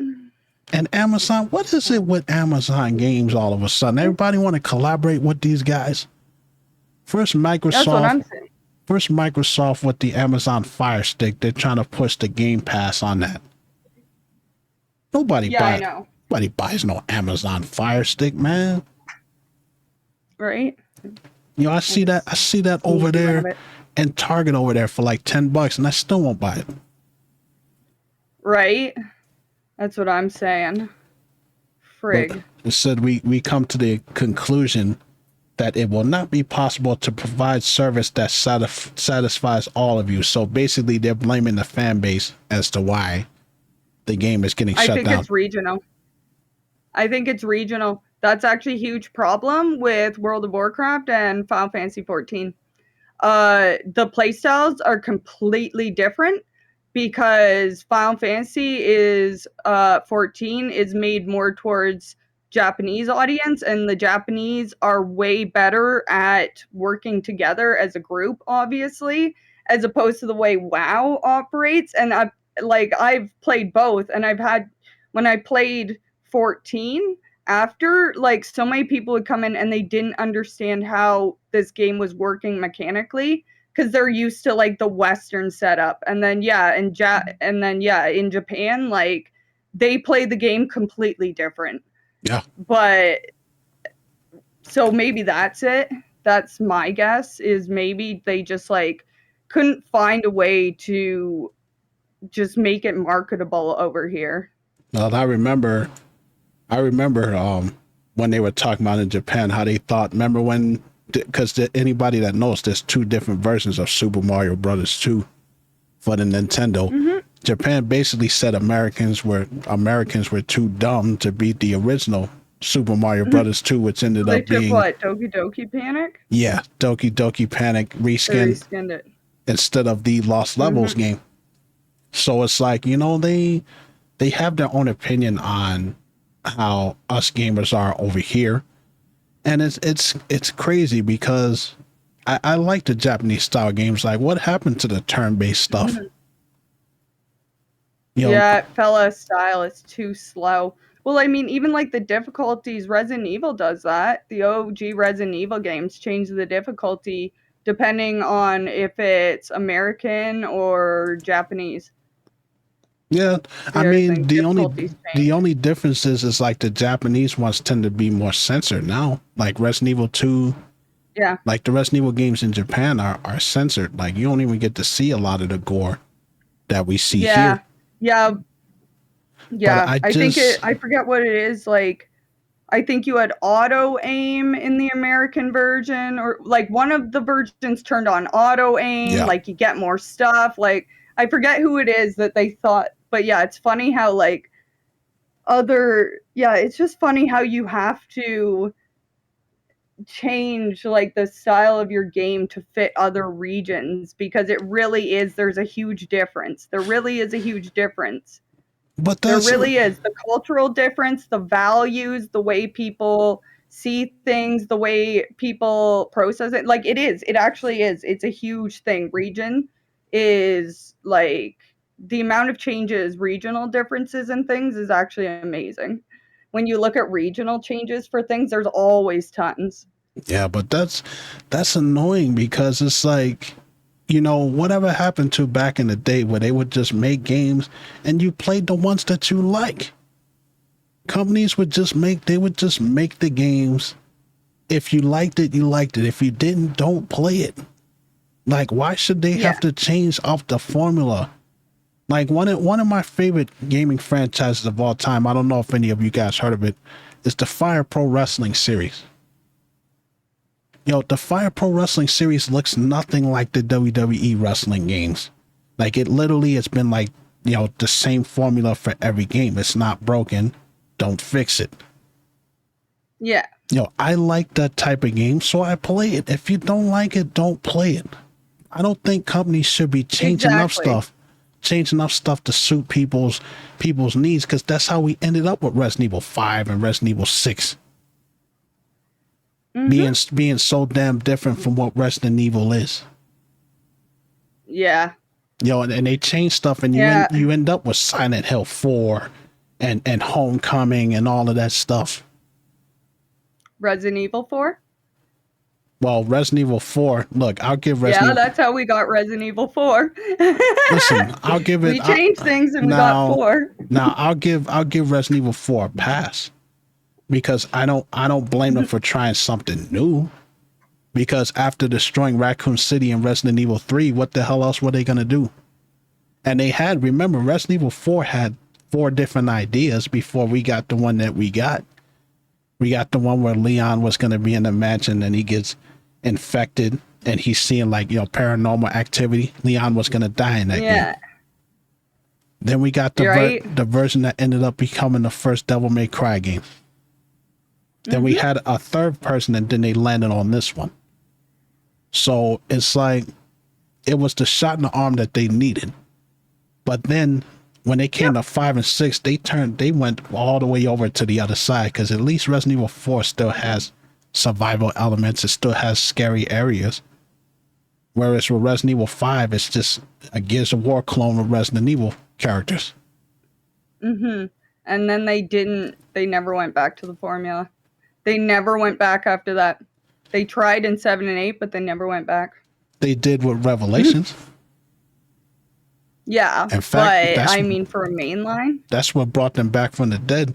And even though I think Resident Evil is as boring as dishwater, at least I can look at it and say it's a horror game. Yeah. Even though you spend 90% of the game walking through empty areas, because that's what horror games are these days. They put you in a dark place as first person, and you're walking through empty areas because, spooky. That's scary. That's why I love Visage. Visage knows how to do that. I've never, great games don't know how to use silence to make you scared. That's the one thing, people don't understand the actual act of what being afraid of nothing is. So they just put nothing. That's why, have you ever played Visage? No, I haven't. I know it's not up your alley, but I'm sure that game would make you shit your pants. Just because of how, that game actually scared me so bad when it came out. I had to wait 3 or 4 months to play it again. Yeah, I had to, because that game is so fucking mean, because it's silent all the time. But the ghosts are on a timer, and if you take too long to figure out where to go, you get hunted by a ghost. You'll never know where it's happening, but otherwise the entire house is silent. You'll hear that kind of sounds like of floorboards. That kind of sounds like Torment of Souls, where you get killed by the darkness. Yeah, but it's not a combat game. But it's yeah. Anyway. Yeah, it's just they like I said, it doesn't really surprise me that game failed the way that it did. You're trying to grab the audience of an already established game. Genshin Impact, whatever people think about it, it's a popular game. A lot of people play it. And you aren't gonna grab the Call of Duty audience by trying to make a clone of Call of Duty, because that's all people are gonna look at it as. Isn't Blue Protocol older than Genshin? Is it? Blue Protocol was out for 10 years. Yeah, Blue Protocol was in Japan for 10 years. It was... it's shutting down now, but it was out for 10 years. It was successful in Japan. So they waited almost 10 years to come out with a worldwide release. That they scrapped it. They decided, I'm guessing it just wasn't profitable. That was my guess. It's probably not profitable, and I'm guessing when they did play tests with the US with US players, they probably didn't like it as much. That's the Okay, other reason for regional differences. They will try it, people in different regions will test it, and if everyone in that region is having the same issue, then it's that region, which I think is weird. so they didn't strike while the iron was hot. I don't think anybody should wait no 10 years to port something. Well, I just think they didn't really care about it because they were making money in Japan. And that's the reason why I think, like, that's the thing. Like, that's the basis for why I'm saying, like, they couldn't make it regional because it went fine in Japan for 10 years, right? And it didn't get ported over here. But if they're saying it's because of the audiences, then that just makes sense to me. It just makes sense to me regionally. I mean, the audience is different now than it was 10 years ago. Yeah. You know, now we're a bunch of spoiled graphics hounds. Like if we can't see if we can't see a word on a soda can on the ground, then it's got shitty graphics. Yeah. That's where we're at. Anyways. Right? Yeah, we got like 20 minutes. We should probably get off, and we're getting so off topic today. It's all good. You know, we'll go as we need to. All right, let's move on to Bungie's former Marathon reboot director, Chris Barrett, reportedly ousted following inappropriate behavior.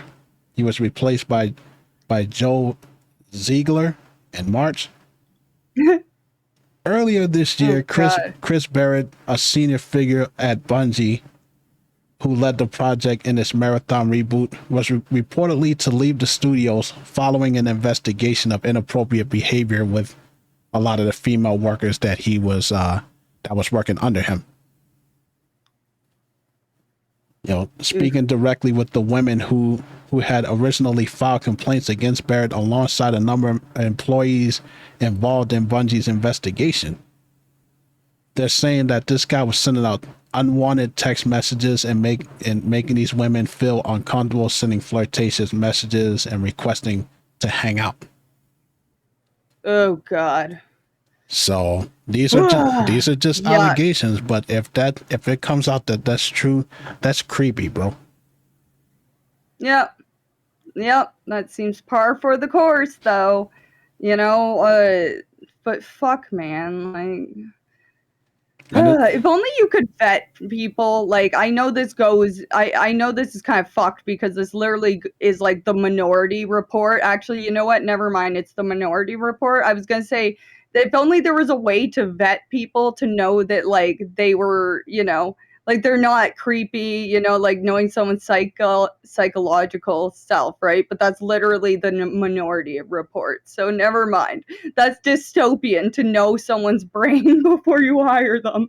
But that's like, man, though, like, fuck. Can people like stop? Like, they're like, I don't know. I guess people don't know. You don't dip your pen in company ink from the beginning. Yeah, that's true. Right. And there's a lot of that stuff that goes on in these companies, both men and women. You know, you got a lot of women who use their looks to get, you know, to get promotions and stuff like that. And there's just lines that you should never cross, especially when you're the boss of somebody. When you're over somebody, they have to trust you as being their boss. And you got a lot of people who use that to their advantage, you know, to try to get dates and to get ahead and stuff like that. And I just think that that's disgusting, man. Because we got the same thing going on with Vince McMahon. That's why he got kicked out of his company for doing the nasty bullshit that he did. And he's still in court for that stuff. Oh yeah, real nasty. Yeah, I know. A lot of stuff that I'm not gonna name here, but it's like, they gotta do better with these people that they hire, man. Because it's like, one thing that there's a lot of things that my father and grandfather taught me. He said, you don't mix business with pleasure. Like, I would never date any woman that I work with. Period. Nope. Because I've watched that at work. It always backfires, man. They break up, and I've watched it many times. People will date, they'll break up, and then you are stuck with having to see your ex every day. Yeah. and you have to work with your ex, or else you ain't getting paid. You're not gonna eat dinner. You're not gonna have food. Or you, Like, or yeah, you got emotional people that will get you fired, or will try to throw allegations on you and stuff. Next thing you know, you out of a yeah, job. Don't date people you yeah. work with. Period. I Nope. don't even hang out with people Your that I pen work or the with. company ain't. People be like, "Oh, I don't. No, no. let's go to this party." Nah, I'm good. I'm taking my ass home. How Yeah, come you never want to hang with yeah, us? Because I'm old and I've been around the block. I've been yeah. around this block many times. I'm not going nowhere. Because I'm old. That's so real. That's so real. Because I'd like to get to bed by 10 o'clock. I gotta have my tea. I gotta read my book. Like, who needs to Yep. party? It's like, man, you know that the next chapter of this book is coming up. I got to read this, man.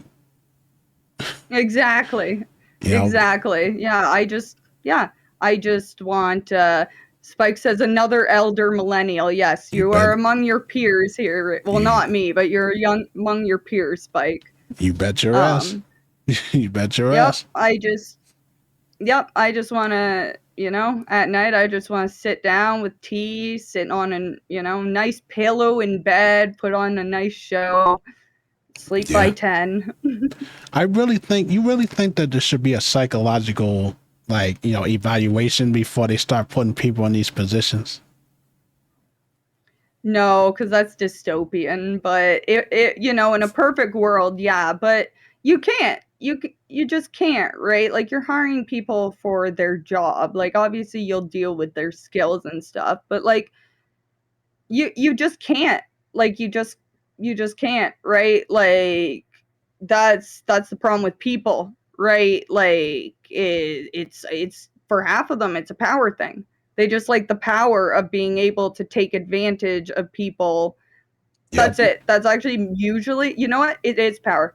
I don't think there's any other, like, sure, there may be some other things about it, but these kind of things are almost always about power. And that's how, you get people creeping on each other, you get people going and getting people fired by shit talking them, like that kind of crazy. Yeah, Yep.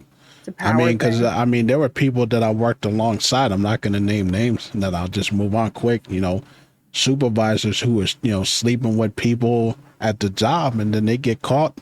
They both get fired, and I'm like, Hmm. dude, I will never ever jeopardize my source of income for no woman. I don't. That's what I'm saying. I don't care if I don't care how beautiful that woman is. I'll be like, yeah, she's pretty, and then I treat her just like everybody else at the job. Period. Yeah, but I gotta eat tonight. I Yep. gotta pay my bills, Yep. right? Because I get very cranky if Yep, I I've don't eat. seen that. Oh yeah, me too. Anyways, though, Me too. I got you there. yeah, Anyways, we got yeah. two more left, and then we got my favorite Yeah. segment in here. Counter-Strike man stabbed over video game. Oh Funny stuff. yes. Like, not It's not a hot takes. It's not a hot takes episode if someone's not getting stabbed, yeah, stabbed or beaten up or something like that. beaten up, or robbed. Yeah. You got the story Oh says god. a French Counter-Strike player was left fighting for his life in a real world after being hunted down and viciously stabbed by an opponent he had virtually killed months earlier. Why does that sound like the tagline for a video game? Why does that sound like it's It kind even of written like it's a video game? it kind of sounds like a movie trailer. Yeah, or something like that. Yeah, I'm sorry. Yeah. Yeah, reading this article the entire time, that was my thought. Like, they're treating this like they're writing it like it's a video game. It's kind of wild. It's Anyway, crazy. sorry, continue. London Telegraph reports Julian, I can't pronounce his last name, but his Burrow. Julian Barreau spent 6 months looking for a real life version of a character who killed his character in a knife fight in a popular video game. It said he reportedly found him a short distance away from the town Cambrai, north of Paris. Armed with a kitchen Oh knife, my God. armed with a kitchen knife, the 20-year-old tracked down his cyber foe and tried to kill him. And I'm like, really? Now he didn't kill him. Like he was inches away. Like he was inches away from actually killing the guy. But here we go Almost hit his again. heart, right? Here we go again with this stuff. People taking games too seriously, and they want to give games to criminals and inmates. That's what I'm saying. Sorry, Nostalgia just said the funniest comment in chat. He said, "Wonder if he used a knife with a fancy skin." Oh like my the God! Knife skin. Oh my God! Oh my God, man. Okay. Anyway, sorry. I had to read that. That was funny. You think he But paid? yeah. You think he paid for DLC and just got like a freaking army skin? Yeah. But yeah, like man, it's man. It says the victim, however, proved as frustrating as an opponent in the physical world. It said that he narrowly survived the attack. The knife just missed his heart by a few centimeters. So oh man. And it says that. Now here's the bullshit with this whole thing. Like I know, I'm not making light of the situation, but I don't want it to be too dark. But it's like, this guy only gets 2 years in jail and will attend anger management. That's all he gets for attempting to murder someone. And he literally stabbed the dude. He stabbed the guy. And all he gets is 2 years in jail and anger management. Get the hell out of here. Holy crap, bro. Okay, Nostalgia. Sorry, this comment has to go in the podcast too. Nostalgia said, "No wonder he lost." Jesus Christ! Stab them properly. All right, sorry. We got to get this. We got to get Nostalgia on here one day, and just shoot the breeze. Yeah, exactly. We do. But no, seriously. We also got to get Minx on here too because she's awesome. Yeah, we gotta get the gang. Yeah, we gotta start hosting people. But yeah. Anyways, but yeah, seriously, man. Yeah, here we go again with another gamer that takes a game too seriously. They get beat so badly that they want to actually go harm people. These are the types of people that need to be put away in a padded room, never to be seen again. Yeah.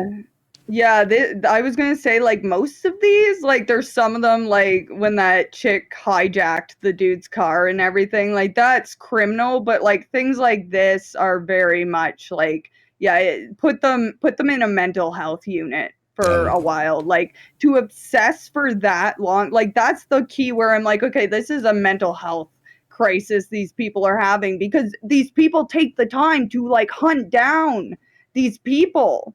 Right? That's what the messed up thing is. Part. I can't even stay mad enough to put on my socks and then I forget about what I was mad about. These people actually take the time to track them down, find their address, go find them, just to attempt harm to them, just like the dude with the hammer we was talking about. Like who? Now that's the extreme right there. To fly from New Jersey to Florida, go buy a hammer, and then go to sleep in a hotel that night, and then attempt to go beat the hell out of the guy. Now that takes dedication. That's a little much. That's dedication right there. Yeah. Exactly. People are crazy with this stuff, man. This is why I don't really trust online games, because you can't really, especially if you're a kid. Like I don't trust them.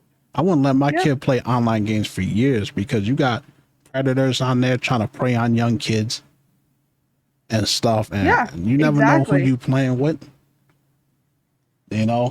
Anyways, though, we got one more left, and then we got my favorite segment after this.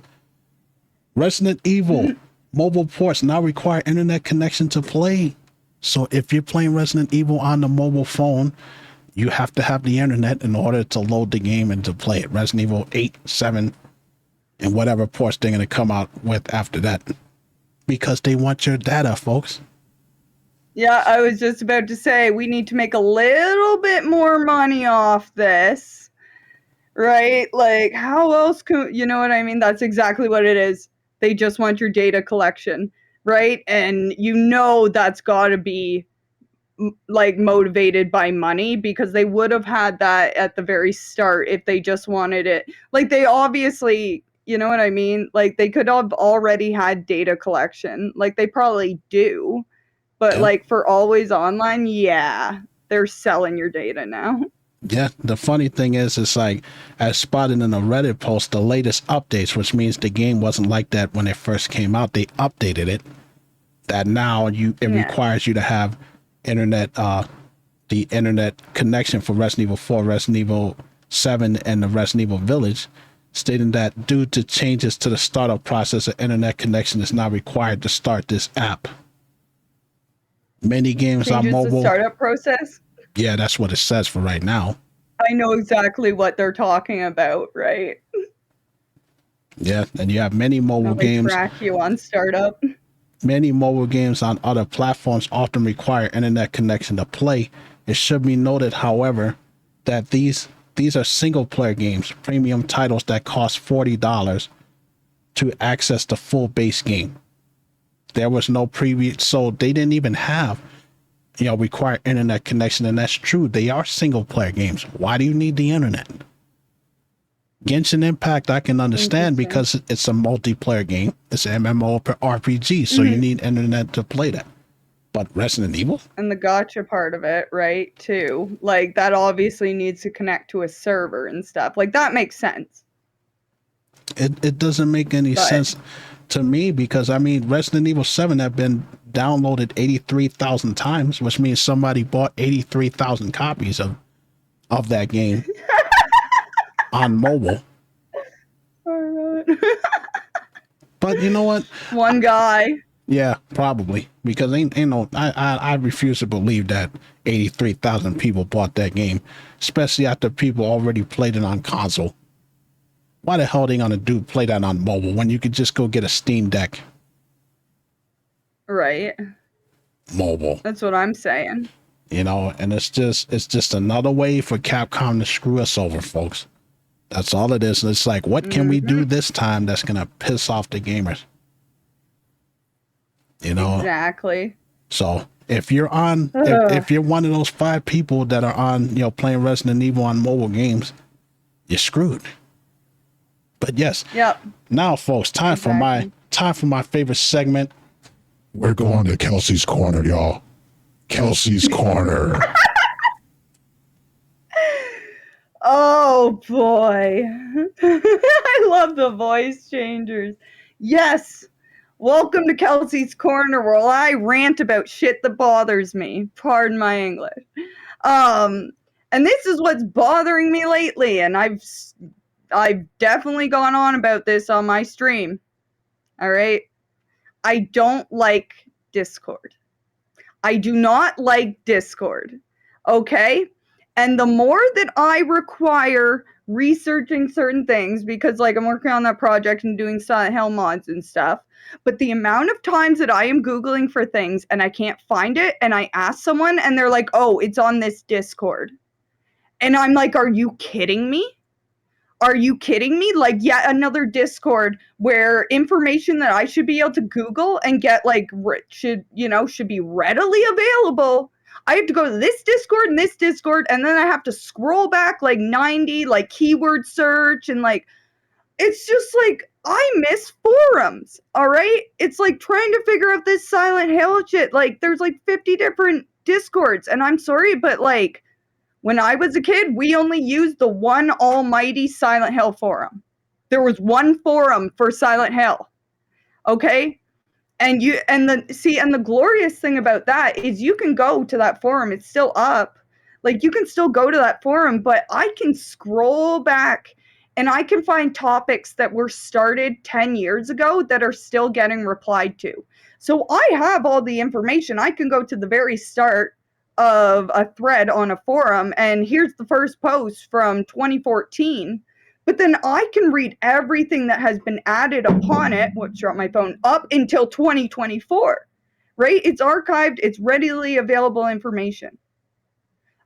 You go to Discord, you're going to have to fish through a million different, because it's real-time chat, you're going to have to fish through a million different messages.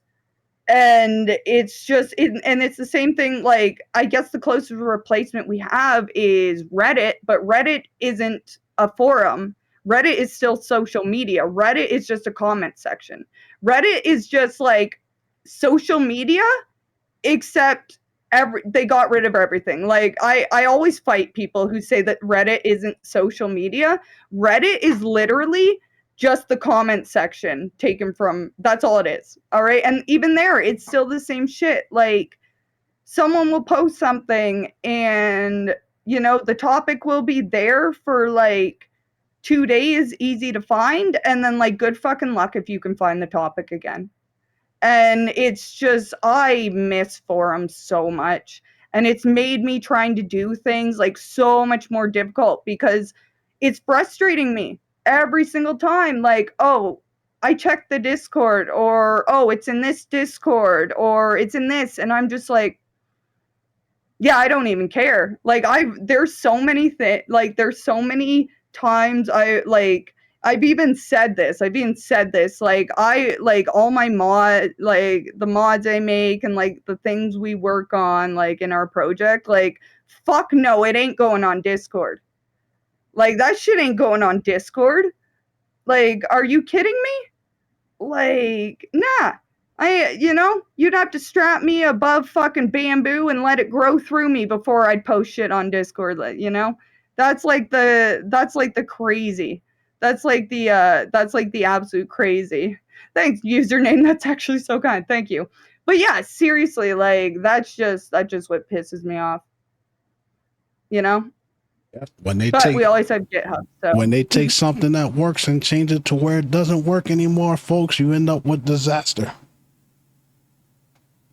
Yeah, I swear I can't, like, find documentation for anything. It's ass, like, absolute ass trying to find documentation.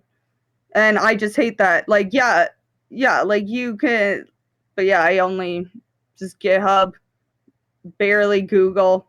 And that's the other thing. Like, there's so many projects too, like, that I've seen that it's like, how did I know these exist? And I'm like, because it's probably on a Discord. Yeah. I mean, my knowledge of Discord only goes about as far as when I started streaming on PC, because I didn't really use Discord pretty much at all.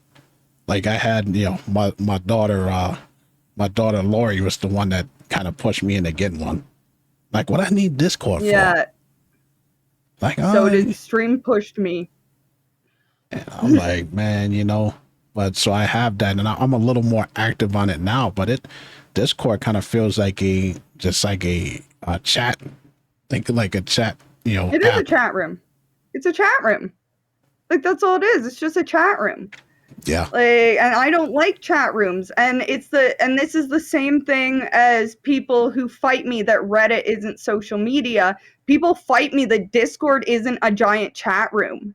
And I'm like, it is. It is. Absolutely. But Reddit is absolutely. Reddit is a social media. Like, they literally got groups. They got groups where they post stuff. People say it's because you're anonymous. People, like, the argument I've heard is because you're anonymous and you don't need to have, it is a chat platform. Yeah. Like, they say, like, with Reddit, they're like, oh, but you don't actually need a profile, and people don't know my real name. And I'm sitting here like, I don't even have a real life profile. Like, what are you talking about? Like, even my only social media isn't my real life. Like, tons of people have burner accounts that they use on social media that doesn't have their profile. So how's it different? Yeah. Hey, I appreciate the comment username. That's really kind, man. Oh, I know. That. We appreciate the word. But yeah, there really isn't anywhere you can go to look up information. Like the Stream Deck, just use that as an example. There really isn't that much information on it. Like, I had to figure out a lot of this stuff by myself. You got YouTube videos that will tell you like the basics of stuff, but in terms of doing like the soundboard and linking things together to where I can open it with a press of a button, I had to figure that shit out myself. Because there really is nothing. Yep. And when I told you before I started the stream why I gave up on the Xbox, because there was nowhere I can go that can tell me, hey, this is how you connect this mic to the Xbox or your, you know, your audio mixer. There was just nothing on it. Yeah. And Yeah, the stuff exactly. that and the stuff that you did find was like, you know, from 7-8 years ago. That's not even relevant anymore. Yeah, exactly. Or half the time it's like a question that someone, the worst. You look up a question, like you Google a question and you find like someone asked the exact same question and either it was never answered or no one answered in the actual post they made and they just edited their post to say found it, never mind. And you're Yeah. like, "Well, what is it?"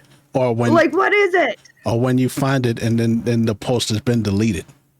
Like they just deleted it. Thank you, username. We appreciate you for your words.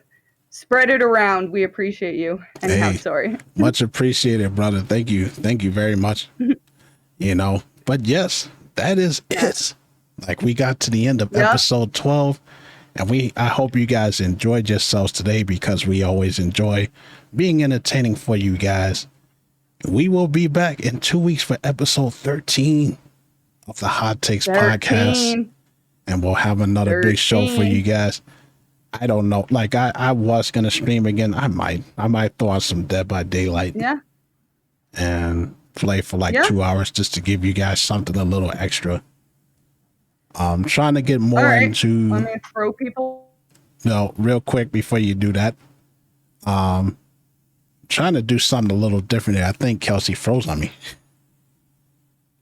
Sorry, I'll there we go. Okay, I am trying to give you guys a little bit more gaming streams. Like I got Resident Evil Tuesdays now, where I'm gonna be doing challenges in Resident Evil 2 Remake and Resident Evil 4. Yes.